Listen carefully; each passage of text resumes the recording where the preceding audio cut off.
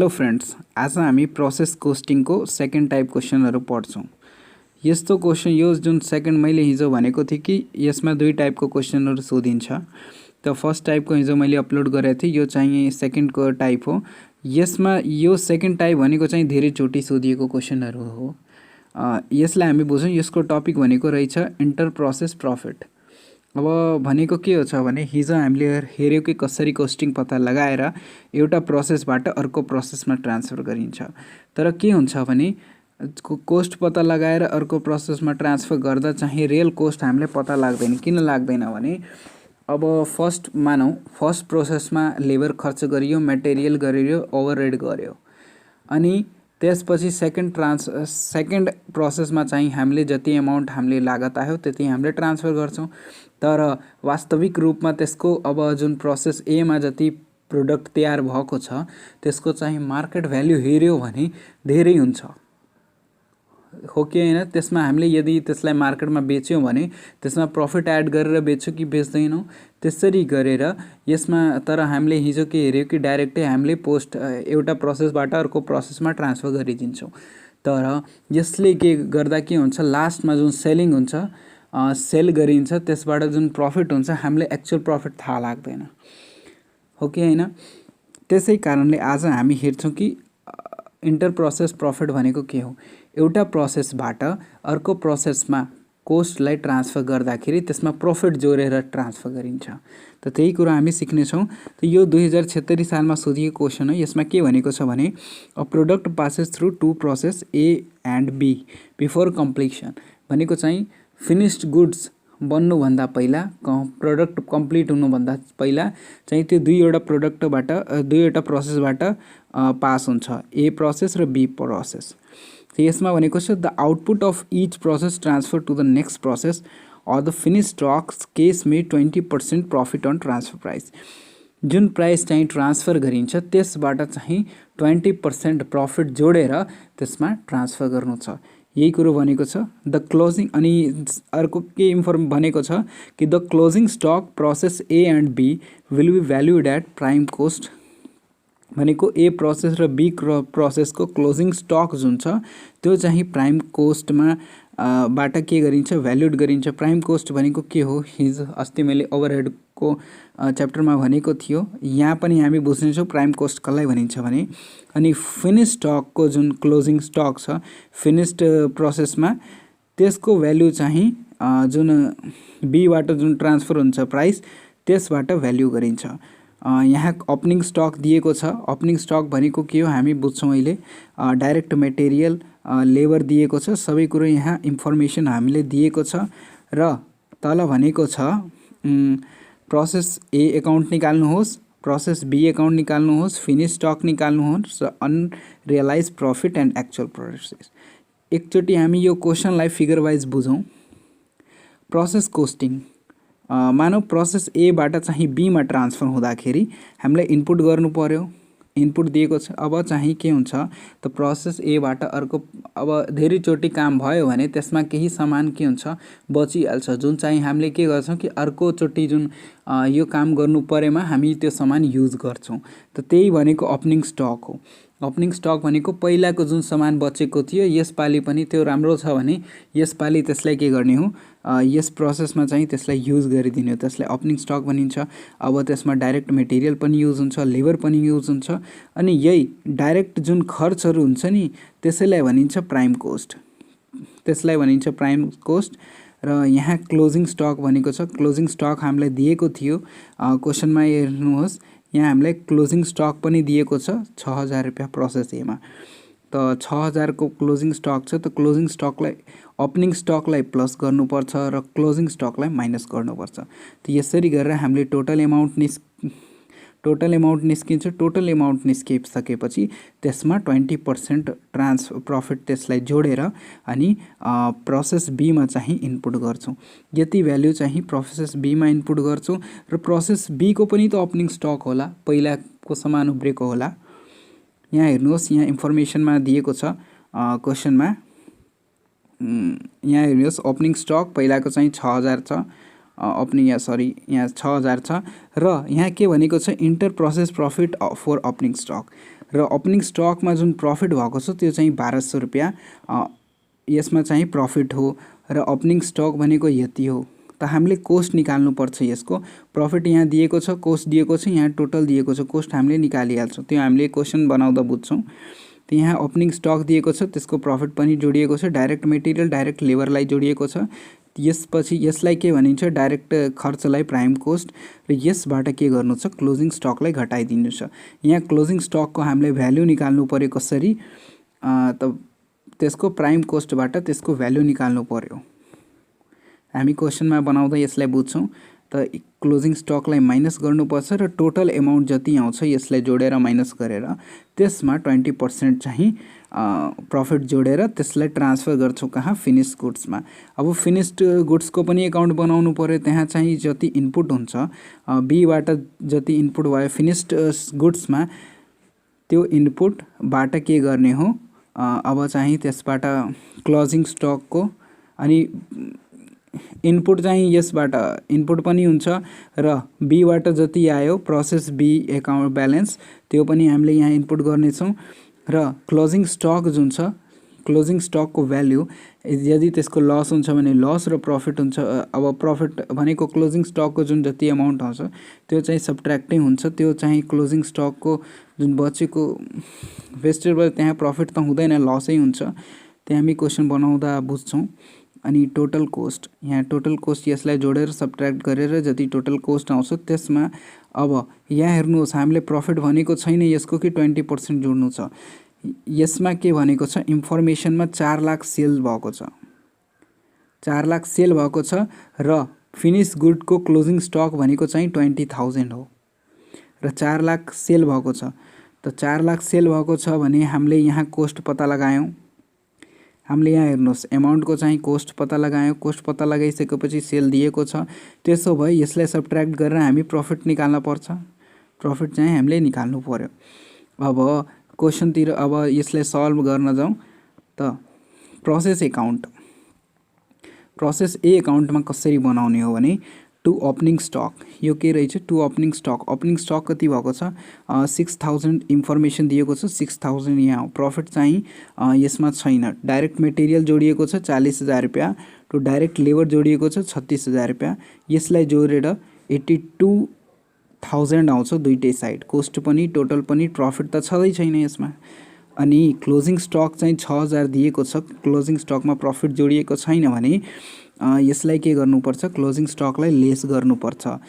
Closing स्टकलाई lace गरिसकेपछि यसलाई prime cost भनिन्छ। यो चाहिँ प्राइम कोस्ट हाम्रो आयो। अब ओभरहेड हामीले दिएको छ, क्वेसनमा ओभरहेड दिएको छ 20,000।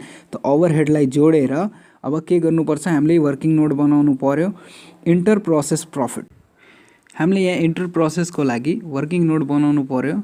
टोटल कोस्ट पहिला निकाल्नु पर्दछ। टोटल कोस्ट कसरी निकाल्ने हो भने यहाँ हेर्नु, प्राइम कोस्ट यहाँ ओभरहेडसम्म यसलाई जोडेर कति आउँछ, टोटल कोस्ट आइहाल्छ। टोटल कोस्ट आइसकेपछि त्यसलाई प्रफिट, प्रफिट भनेको चाहिँ हामीले 20% दिएको छ र ट्रान्सफर प्रफिट भनेको छ भने हामीले 100बाट प्रफिटलाई के गर्नुपर्छ, सब्ट्र्याक्ट गर्नुपर्छ। यो चाहिँ ट्रान्सफर प्रफिट हो। त ट्रान्सफर प्रफिट हामीले यसरी निकाल्नुपर्छ। यसलाई अब टोटल कोस्ट भनेको हाम्रो 96,000 आयो। त 96,000लाई 20/100 - 20बाट के गर्नुपर्छ, सब्ट्र्याक्ट गरेर हाम्रो चाहिँ ट्रान्सफर प्रफिट चाहिँ 24,000 आयो। त यहाँ चाहिँ हामीले यो बक्समा चाहिँ यो प्रफिटवाला कलममा 24,000 प्रफिट लेख्नु पर्यो र कोस्ट त छैन, यो प्रफिट छ। त प्रफिटलाई पनि जोडेर हाम्रो चाहिँ ट्रान्सफर प्राइस 1,20,000 आयो। 96,000 चाहिँ कोस्ट छ र 24,000 हामीले यसमा प्रफिटलाई एड गरेका छौँ। र अब प्रोसेस बीमा ट्रान्सफर गर्नको लागि हामीलाई सीआर साइडमा लेख्नु पर्यो। त यहाँ टोटल चाहिँ सेम एमाउन्ट जति यहाँ राखेको छ डीआर साइडमा सेम यहाँ एमाउन्ट लेखिन्छ र तल पनि सेम एमाउन्ट आउनु पर्यो। अब जाउँ सेकेन्ड प्रोसेसमा। सेकेन्ड प्रोसेस बी नम्बरमा के छ भने अब जति हामीले इन्फर्मेसन दिएको छ त्यसको बदल अब चाहिँ टु ओपनिङ स्टक। ओपनिङ स्टकमा यहाँ हेर्नुहोस् वर्किङ नोटमा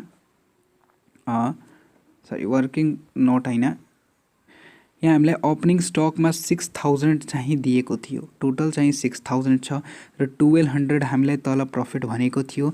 त यसलाई योसँग सब्ट्र्याक्ट गरेर हामीले कोस्ट निकाल्न सक्छौँ। हामीले कोस्ट निकाल्यौँ। त्यसपछि प्रोसेस ए एकाउन्टबाट जति एमाउन्ट ट्रान्सफर भयो, टोटल ट्रान्सफर भयो, कोस्ट ट्रान्सफर भयो र प्रफिटलाई पनि ट्रान्सफर भयो। त्यसपछि डाइरेक्ट मटेरियल हामीलाई दिएको छ, डाइरेक्ट लेबर पनि दिएको छ, यसको हामीले टोटल निकाल्नु पर्यो। टोटल निकालिसकेपछि अब क्लोजिङ स्टकको लागि हामीलाई वर्किङ नोट बनाउनु पर्यो। क्लोजिङ स्टकमा हेर्नु हामीलाई दिएको छ 8000 क्लोजिङ स्टक छ, तर त्यसको भ्यालु चाहिँ कहाँबाट गर्ने, त्यसको प्राइम कोस्टबाट गर्ने। त प्राइम कोस्ट भनेको चाहिँ यति हो, डाइरेक्ट मटेरियललाई भनिन्छ। त अब हेर्नुहोस् total cost amount of cost column, cost कलमको एमाउन्ट भनेको चाहिँ यो जुन कोस्ट कलम छ यो के छ, कोस्ट कलम छ, यसको चाहिँ टोटल एमाउन्ट लाई जोड्नुहोस्। त्यसपछि यो चाहिँ जति टोटल वाला कलम छ त्योसँग डिवाइड गर्नुहोस्। यहाँ हेर्नु टोटल एमाउन्ट अफ टोटल कलम योसँग डिवाइड गरेर अब हामीले यहाँ चाहिँ 7040 भनेको चाहिँ के आयो, क्लोजिङ स्टकको कोस्ट आयो। त हामीले यहाँ कोस्ट लेख्छौँ। यहाँ हाम्रो अल एमाउन्ट दिएको छ, त्यसबाट हामीले प्रफिट पत्ता लगाउन सक्छौँ। त 960 चाहिँ हाम्रो प्रफिट आयो भनेको चाहिँ अनरियलाइज प्रफिट अफ क्लोजिङ स्टकमा कति छ त given closing stock minus cost of closing stock. त 8000बाट 7040 निकालेर 960 चाहिँ के आयो, हाम्रो प्रफिट आयो। त हामीले यहाँ प्रफिट चाहिँ पुरा लेख्नुपर्ने हुन्छ सबै हामीलाई। अब यो प्रोडक्सन ओभरहेडको इन्फर्मेसन दिएको छ 20000, यसमा चाहिँ प्रफिट लेखेको छैन। त अब चाहिँ टोटल कोस्ट गर्नुहोस्। यसको टोटल कोस्ट गरिसकेपछि यसमा अब हामीलाई प्रफिट निकाल्नु पर्यो। त प्रफिट हामीलाई कसरी निकाल्नेछौँ, त्यो ट्रान्सफर प्रफिट सेम त्यस्तै प्रोसेस जस्तो 20 100 माइनस ट्रान्सफर प्रफिट यसमा पनि भनिएको छ। ट्रान्सफर प्रफिट भनेको हुँदैन, डाइरेक्टै प्रफिट भनेको हुन्छ भने हामीले 100बाट सब्ट्र्याक्ट गर्नु पर्दैन, तर ट्रान्सफर प्रफिट भनेको छ त्यसैले 100 माइनस 20 हुन्छ। र योसँग चाहिँ अब सिम्प्लिफाई गरेर हाम्रो क्यालकुलेट गरेर 55,500 चाहिँ प्रफिट आयो। त प्रफिट हामीले यहाँ लेख्दा अनि यहाँ लेख्नुपर्छ र सबैलाई जोडेर 2,77,500 आयो। र यहाँ कोस्ट भनेको चाहिँ 1,97,760 आयो र यो चाहिँ प्रफिट। अब चाहिँ फिनिस स्टकमा चाहिँ हामीले ट्रान्सफर गर्नु पर्यो 2,77,000, यहाँ सेम यहाँ चाहिँ सेम हामीले लेख्नु पर्यो। अब जाउँ फिनिस स्टकमा। फिनिस स्टकमा के गरेको छ भने अब जुन प्रोसेस बीबाट जुन ट्रान्सफर भएको छ त्यसको एमाउन्ट यहाँ लेखिन्छ, कोस्ट यहाँ लेखिन्छ र प्रफिट पनि यहाँ लेखिन्छ। अब क्लोजिङ स्टक हामीलाई 20,000 दिएको थिए, मैले हेराएको थिएँ त्यहाँ 20,000 दिएको छ, 20,000 दिएको छ। र यसलाई अब हामीले वर्किङ नोट बनाउँदै यहाँ हेर्नुहोस् कोस्ट अफ क्लोजिङ स्टक, हामीले कोस्ट अफ क्लोजिङ स्टक पत्ता लगाउनु पर्यो गिभन क्लोजिङ स्टक र हामीले टोटल कोस्ट दिएको छ र टोटल प्राइस दिएको छ। यहाँ भनेको चाहिँ यो हो टोटल कोस्ट, यो हो टोटल प्राइस। यो टोटल कोस्ट र टोटल प्राइसलाई हामीले यहाँ डिवाइड गरेर 20,000 दिएको छ। त 20,000लाई के गर्नुपर्छ, यति गरेर हाम्रो यो क्लोजिङ स्टकको कोस्ट आयो। क्लोजिङ स्टकको हामीले कोस्ट यहाँ लेखिदियौँ र योसँग सब्ट्र्याक्ट गरेर हामीले प्रफिट पनि लेख्यौँ। अब चाहिँ कोस्ट अफ गुड्स सोल्ड, त यसलाई अब सब्ट्र्याक्ट गरेर हाम्रो कोस्ट अफ गुड्स सोल्ड आयो। त्यसपछि यहाँ हेर्नुहोस् कोस्ट आयो र प्रफिट पनि हामीले लेख्यौँ। अब चाहिँ टु प्रफिट। अब प्रफिट हाम्रो वास्तवमा कति आएको छ भने हाम्रो सेल्स भनेको यहाँ 4 लाख दिएको छ। यो कोस्टबाट यो सेल्सलाई घटाएर हामीले प्रफिट निकाल्न सक्छौँ। त हामीले प्रफिट निकाल्नुपर्छ र यहाँ लेख्नुपर्छ। त जम्मा प्रफिट हाम्रो 2,16,493 आएको छ र कोस्ट भनेको चाहिँ 1,83,507 र सेल्स भनेको चाहिँ 4 लाख। त अब बाई सेल्समा चाहिँ सेल्स एकाउन्टमा चाहिँ यो ट्रान्सफर गरिन्छ।